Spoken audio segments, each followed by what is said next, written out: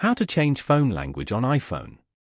To get started, first of all go ahead and open up the Settings application on your phone.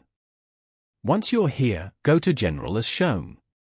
From here, you can manage your overall setup and preferences for iPhone, such as software updates, device language, CarPlay, AirDrop, and more. Then, scroll down and go to Language and Region. Over here, you can select your preferred language and region from the respective options. Now, go to the Preferred Languages section and tap on Add Language as shown. You can search for or select a language from the options below. For example, Japanese. Here, tap on Use Japanese below if you would like to use Japanese as your primary language instead of US English. Following these steps, you can easily change phone language on iPhone. Thank you for watching. Please leave a like if this tutorial helped you, or leave a comment below if you have any questions related to the video.